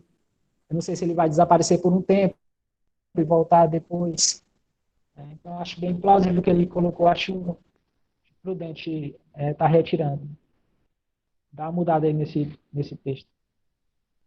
Agora, já entrando nas questões que o Júlio Everson coloca, com relação ao nome do bairro, né? A minha teoria é que funcionários lá da empresa lá de água, energia, eles deram deram um Google lá e puxaram no Google Maps, bairro Santa Luzia, bairro Santa Rita. Só que, na verdade, bairro Santa Rita é um nome alternativo para a Vila Padre César, que é a vila que está no próximo quarteirão abaixo. Inclusive, os moradores da minha vila, que é a Vila Palmeira, que eu moro na Vila Palmeira, a gente é muito chateado, porque eles tomam pelo todo, né? Tudo vira uma vila só, Vila Palmeira, Vila Padre César e Vila Palmeira vira só Vila Santa Rita. Aí eles engolem a gente, né? Porque Vila Santa Rita é uma alternativa para eles. Então a gente fica meio sem... É como se a gente não existisse. Mas, sim. Mas na verdade é um nome alternativo. É porque vem nos talões mesmo de água e energia. Com relação a essa questão de separar os nomes, né, das pessoas que preencheram os questionários e tal, para fazer alguma análise, em reunião a gente decidiu não colocar dados que a gente não usaria, né? Então, no caso, a sua ideia é muito, muito boa para estar usando esses nomes, só que mas deveria ter sido uma coisa que a gente deveria ter pensado antes, né? Porque, no caso, a gente já pensou em fazer só com os dados que a gente iria, de fato, usar. Então, em vez de nomes, a gente pediu só a idade mesmo, né? Se tinha vínculo formal ou não com a universidade, se era estudante, se era funcionário da universidade. Aí a gente acabou não pedindo os nomes, né? Mas foi mais por uma questão técnica mesmo também. E para proteger dados e garantir que não vazaria e tal. Ô, Marcos, No caso, a internet tem essa...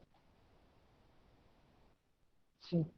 apenas como uma sugestão mesmo, então, futuramente pensando, já que essa análise quantitativa, entendendo como uma exploração, certo?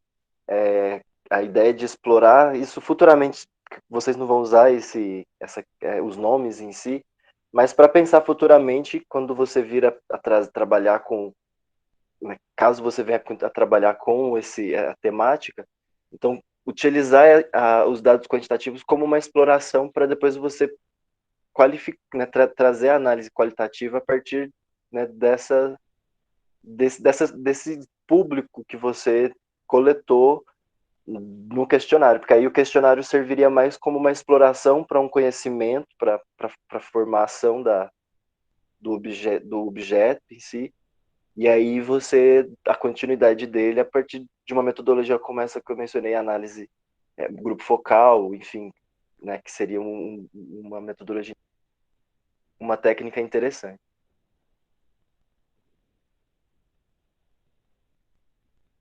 Ah, sim, entendi. Pensando em uma nova pesquisa e não uma alteração nessa, né? Essa aqui ficou meio complicado. Com relação à dúvida sobre cinema, né? A cidade já teve um cinema. Eu não cheguei a viver aqui na época, acho que eu não tinha nem nascido, talvez. Mas eu já vi imagens dele, fotos antigas, né? Ele ficava ali próximo ao Banco do Brasil, onde tem aquele hotel que sobe na avenida. No lugar daquele hotel era um cinema.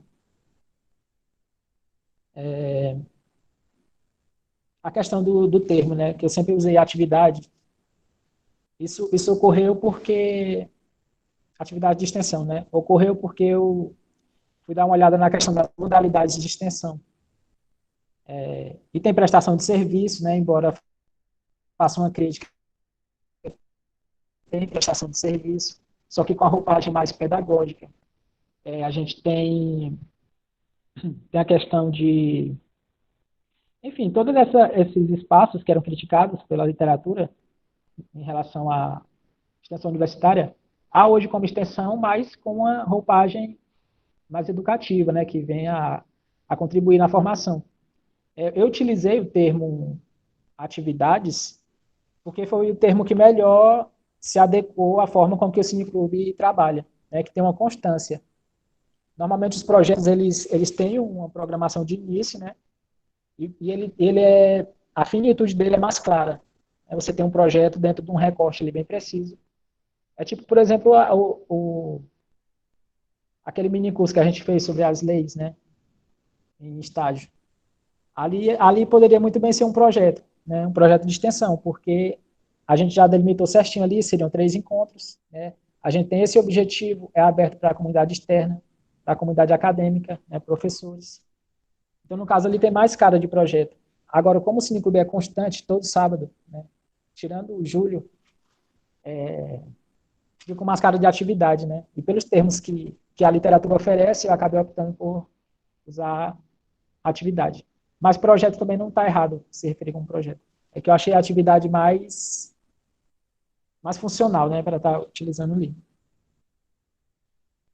Agora, com relação aos cineclubes do norte do país, né, é uma ideia interessante, mas vai depender muito das fontes, né, porque teve muitos... É porque teve muitos dados que eu busquei, né, que muitas vezes eu não encontrava, né, tipo os dados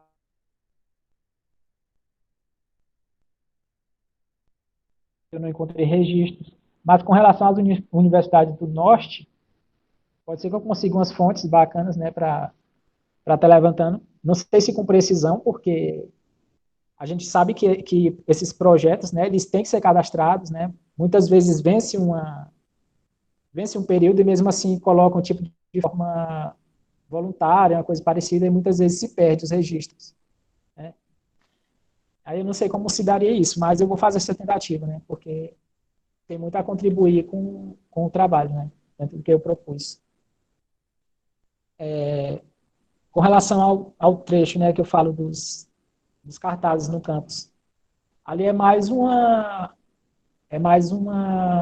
provocação, né, porque fica mais como uma provocação porque até mesmo os cartazes têm alguma funcionalidade dentro do campus ainda, como a gente vê lá nas vias, né, que informam mais sobre as sessões.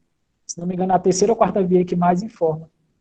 Eu coloquei ali mais como meio que para relembrar a época que o Cineclube colocava, né?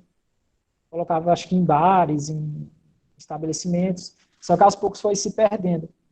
Dentro do campus também, os cartazes não são mais tão constantes como eram, mas mesmo assim, como já há um conhecimento, né? Há o Cineclube representado ali, ele é representação social dentro do campus, porque ele está na comunicação, né? Mesmo entre alunos que nunca foram ao Cineclube, esses alunos conhecem, né? Pelo menos de nome, ou porque já viram algum professor comentando, algum aluno, enfim.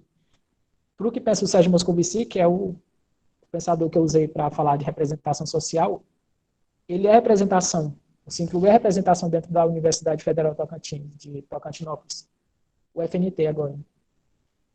E por isso, mesmo as vias mais frágeis conseguem ainda atrair algum público, diferente do que se tem de fora, né?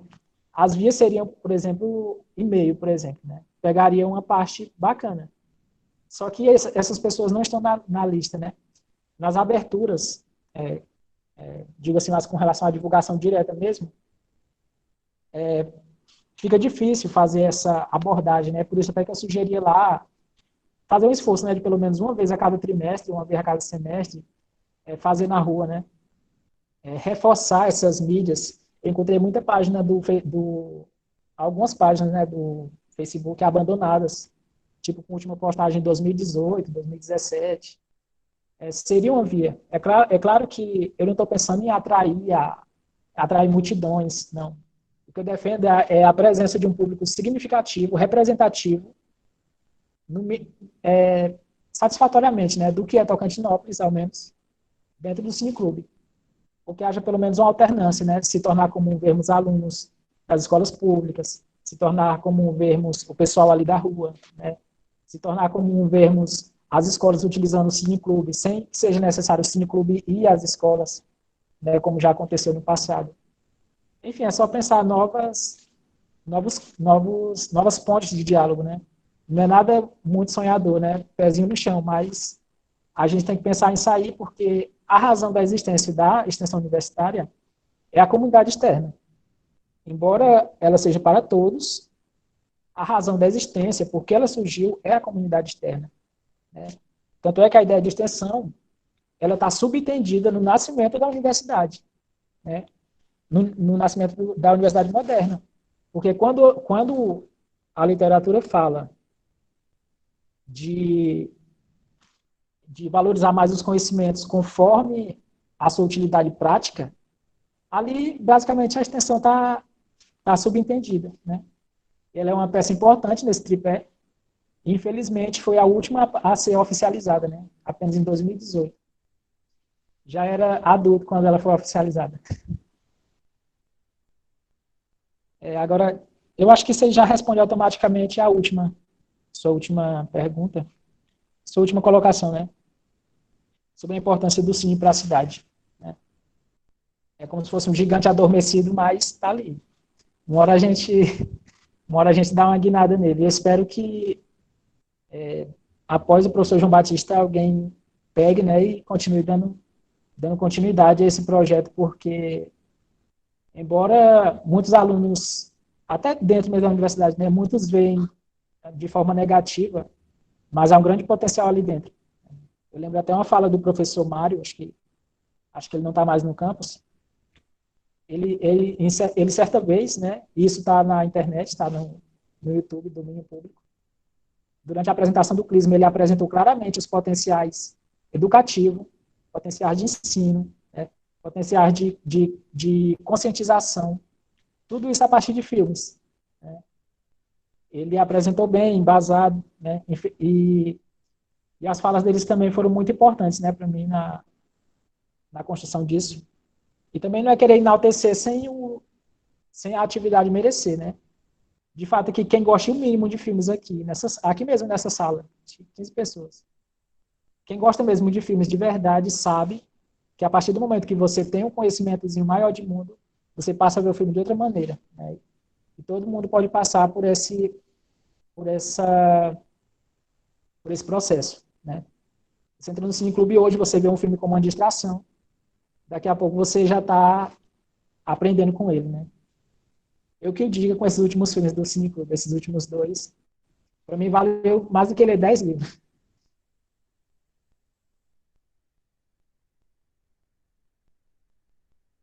Não, tá ótimo, Marcos. Você, né, respondeu as perguntas.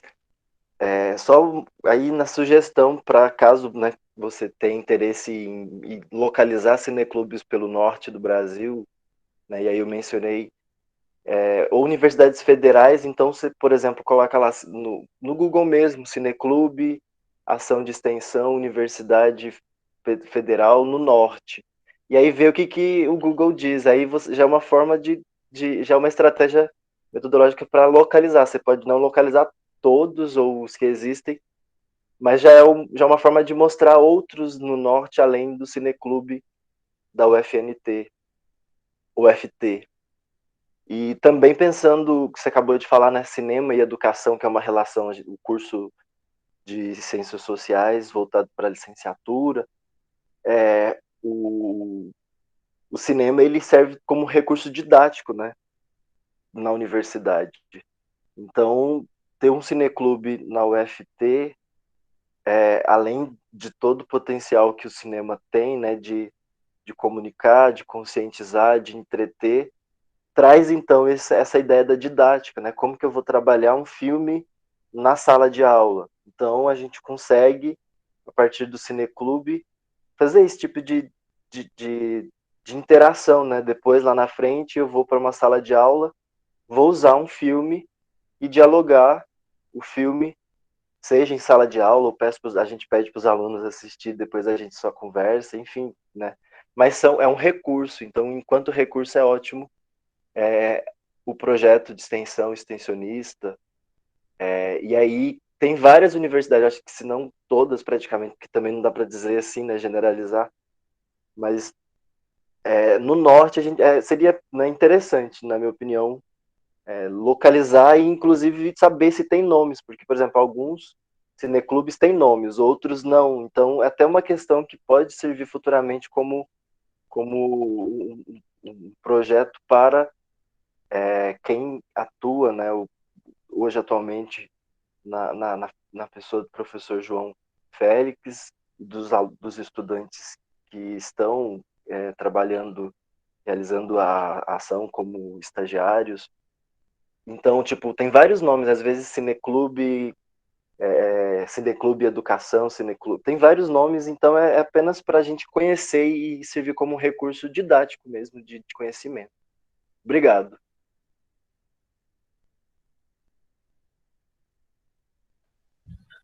Obrigada pela fala, novamente, Gilberto. Acredito que todas as falas, né, foram válidas, e aí agora é um trabalho, né, de ver o que é possível, né, rever num curto prazo de tempo que tem que entregar. Né, e aí, de forma muito rápida, eu gostaria de falar que o Marcos, ele fez e está hoje defendendo o TCC num prazo muito, relativamente curto, né, pelo que ele quis fazer. Ele poderia ter se aprofundado mais em certos aspectos, mas ele escolheu fazer de uma forma que eu acho que é isso que é interessante para um aluno de graduação que está terminando, né, tem um caráter de autoria, né, por onde ele vai se colocando, né, enquanto autor. Né, eu acho muito interessante que a pergunta, né, a grande questão do Marcos não era exatamente o Cineclube, e como o Cineclube passou a ser algo quase que central, né, no trabalho. E todas as sugestões do professor Júlio Everson, quase que eu visualizo não só algo que poderia ser pensado, né, nessa revisão do trabalho para entregar, mas principalmente como projeto futuro de pesquisa, principalmente para o Marcos, né, se ele quiser continuar a vida acadêmica dele em outros, né, a análise dos cartazes, né, eu consigo visualizar um projeto, né, enfim, mas é algo, assim, são todas questões, né, que a gente fica pensando, inclusive o grupo focal, né, poderia ser uma metodologia interessante para se trabalhar, enfim. Mas, no caso do Marcos, eu parabenizo ele pelo esforço dele, né, em querer ver nessa relação entre comunidade, ele usou esse termo, né, essa noção de comunidade externa e interna, e a partir disso, ir olhar, né, para um projeto de extensão, né, e a dúvida, né, qual projeto? Alguns projetos até que chega no Cineclube, e isso acaba se tornando algo muito próximo do centro, né, do trabalho todo dele. Eu acho que isso fica muito claro, principalmente nos modos como o Marcos foi reescrevendo o título do trabalho, né, e acabou ficando o Cineclube primeiro, né, a forma como ele vai elaborando o título, acho que as mudanças, né, eu que fui olhando, acompanhando esse trabalho, isso foi bastante significativo, foi como, né, foi se transformando, né, as ideias foram sendo aprimoradas, e tem muito a aprimorar, né, agora é um trabalho de revisão, e que pode ser continuado, né, todo trabalho sempre pode ser continuado futuramente. Bom, começou a chover aqui, espero que a internet não fique instável. Gente, eu acho que agora é o momento da gente conversar sobre questões de avaliação. Eu penso que essa conversa, eu vou ter que pedir licença, né, a todos vocês. Fala, Wellington. Sim. Eu acho que é mais interessante a gente sair da sala, a gente pode fazer uma chamada pelo WhatsApp. O Júlio Everson. Ok. Aí ficam aí conversando enquanto a gente faz o julgamento lá. O Júlio Everson já fez um grupo aqui, né? Sim. O Júlio Everson fez. Ótimo. Assim, a gente é em menor número. Tudo bem. Então, minutinhos e a gente volta.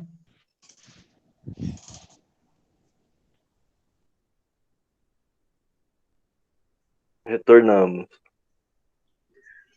Olá, novamente. Agora, os momentos finais, né? Eu vou ler a ata, né? E para a gente finalizar o evento de hoje, né? Essa banca. Tá? Então, aos 23 do mês de junho de 2021, por meio da webconferência, realizou-se a apresentação do trabalho de conclusão do curso do aluno Marcos Antônio Coelho da Silva, do curso de Ciências Sociais do campus de Tocantinópolis, intitulado Luz, Câmara, Ação, Extensão. Luz, Câmara, Extensão. O diálogo da universidade com a comunidade a partir de um cineclube universitário em Tocantinópolis, Tocantins. Realizada sob a orientação da professora doutora Miriam Martinez Guerra. Após a apresentação e a arguição, atribuíram a média 9,75 pelo trabalho, tendo sido considerado aprovado. A banca de avaliação foi composta pelo membro professor Dr. Wellington da Silva Conceição e pelo professor mestre Julieverson Messias de Carvalho. Eu, professora doutora Miriam Martinez Guerra, orientadora do trabalho de conclusão de curso, matrícula funcional 3077684, lavrei e apresente ata que segue por mim assinada como presidente da banca avaliadora. A gente, por conta desse tempo pandêmico, a gente tem somente a orientadora assina, só para comunicar a vocês, membros da banca. E aí eu encaminho para a Secretaria de Cursos. Parabéns, Marcos, pelo seu esforço, agora correr um pouquinho, para os momentos finais, de revisão e pensar aí em possibilidades, de desdobramento do seu trabalho, e por que não, pensar em continuar, Ele falou que não, mas eu acho que tem tudo para continuar, e já tem um candidato aí que você pode colar nele, o professor Wellington, a orientação, então... Sim. Agradeço a presença de todos, eu passo a palavra ao Marcos e aos professores posteriormente, para a gente finalizar o dia de hoje. Marcos? Marcos? Acho que ele congelou. Eu só quero... Então a gente troca. Pode falar, Wellington. E agradecer, só isso. Uhum. Eu acho que ele está emocionado. Professor Julieverson? Eu quero também fazer esse agradecimento mais uma vez, pelo convite e desejar que nessa trajetória que se segue, que o Marcos ele tem, se quiser, segue meu contato, comunicação, podemos seguir dialogando, conversando, até porque é um tema que me desperta muito interesse, falando sobre extensão e tal. E o Cineclube é um tema que me chama muito a atenção. Agradeço mais uma vez pelo convite da banca. Obrigado, Marcos.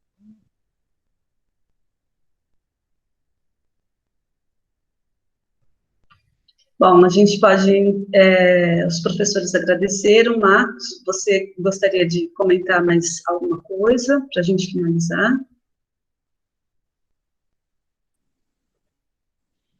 Não, só agradecer mais uma vez a sua orientação e agradecer o aceite, do professor Julieverson e do professor Wellington. E já desejar boa sorte para o professor Wellington nessa nova jornada aí que ele vai iniciar, que já é breve, que já está por vir. Estava até conversando aqui quando eu cheguei sobre os preparativos, que já está colocando em marcha, Então, boa sorte aí para você nessa nova jornada, E agradecer a presença de todos.